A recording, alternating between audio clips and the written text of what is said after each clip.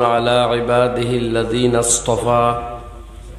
أما بعد فأعوذ بالله من الشيطان الرجيم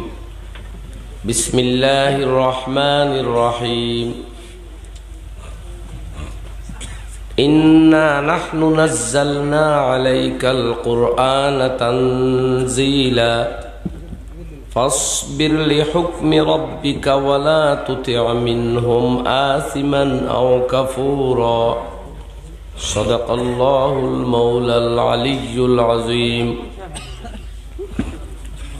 وبعد فروي عن علي بن أبي طالب رضي الله تعالى عنه قال قال رسول الله صلى الله عليه وسلم من قرأ القرآن واستظهره فأحل حلاله وحرم حرامه أدخله الله به الجنة وشفعه في 10 من أهل بيته كلهم قد وجبت له النار أو كما قال عليه الصلاة والسلام اللهم صل على سيدنا ومولانا محمد وعلى آله وأصحابه وسلم اللهم صل على سيدنا ومولانا محمد وعلى آله وأصحابه وسلم محترم सभापति साहेब काबिल एहतराम उलमाए कराम मुरब्बी साहेबानगण आमार प्रिय युवक तरुण भाइयेरा और बाड़ीघरेर मा ओ बोनेरा आमरा आतंकमय परिस्थितिर भितर दिए बर्तमाने चले যাই হোক সবচেয়ে বড় আতঙ্ক তো আল্লাহর আযাবের আতঙ্ক সবচেয়ে বড় ভয় তো আল্লাহর আযাবের ভয় সবচেয়ে বড় ডর তো আল্লাহর গজবের ডর দুনিয়ার শাস্তি আতঙ্ক এটা কিচ্ছু নাই এই আতঙ্ক বেশ থাকি বেশ মৌত হইব অনৌশেষ আর আল্লাহর আযাব আরম্ভ হইব মৌতরে মৃত্যুদণ্ড দিয়া দুজকিরে দুজখ ঢুকানি হইব আর বেস্তিরে ব্যস্ত ঢুকাইয়া উভয়ের সামনে আল্লাহ মৌতরে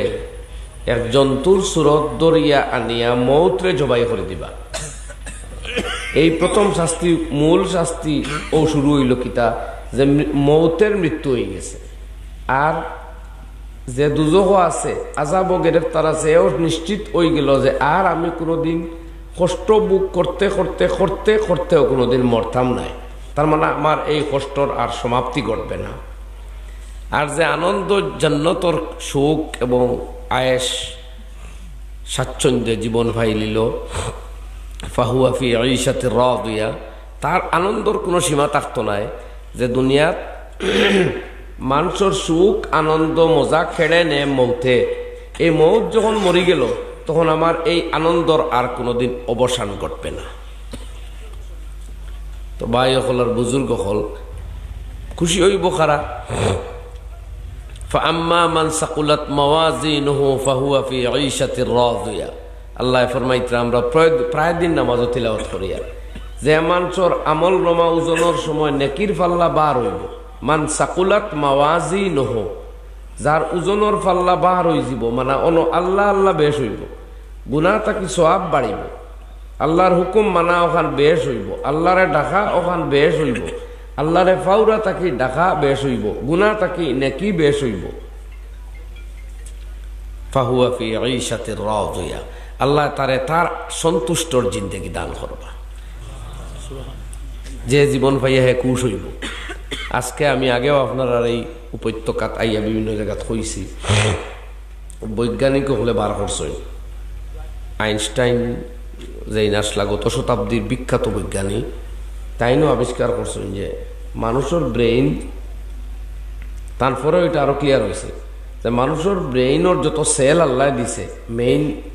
যেগুলা সেল দ্বারা মানুষে উপলব্ধি অনুমান করে গবেষণা চিন্তা করতে পারে এর মধ্যে 95 to 94% প্রায় ডেড 5 থেকে 6টা শতকরা জিন্দা আছে আর অগুন্দিও কেউ বৈজ্ঞানিক আর কেউ দার্শনিক আর কেউ সাহিত্যিক এর মাঝে বড় বৈজ্ঞানিক আসলা আইনস্টাইন তান মাতার প্রায় 11%, 11% জিন্দা আসবে, বাকি 89% তানও মধ্যে আসবে।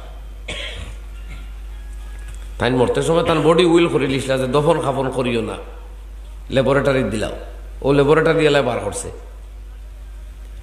তো বাকি তান 89 আর বাকি সাধারণ মানুষের 95-94 ভাগ মুর্দা মাথা লইয়া আমরা ঘুরিয়া তারার কথা মতো। তো কেয়ামতর দিন ইয়াদ রাখবা, মানুষের পুরা ব্রেইনের পুরা খান আল্লাহ জিন্দা করিয়া দিবা, 100% জিন্দা থাকবো। ই মাত এক্স্যাক্টলি কোনো হদিস ওই ভাষায় না হইলেও হদিস অন্য কথা আছে যে আমরা আহার আকৃতি এখন জেলা আসিলা থাকতাম নাই, 60 হাত লম্বা হইব আকৃতি। বাবা আদম আলাইহিস সালাতু ওয়াস সালামর যে আকৃতি আসলো, যে গঠন প্রকৃতি আসলো, শরীরের যে আকার আসলো, সেইভাবে সারারে আল্লাহ দিব। দুজখ যাই নেই ন দুজখ বালা করে উপভোগ করবা, আর বেহেশত যাই নেই ন বেহেশত বালা করে উপভোগ করবা। সুবহানাল্লাহ। তো আমার ভাই হল আসল আতঙ্ক যদি আমরা আল্লাহরে খুশ করতাম পারি না, আর এই অবস্থাত মৌত হয়, এর চেয়ে বড় বয়ের কোনো কারণ আর নাই।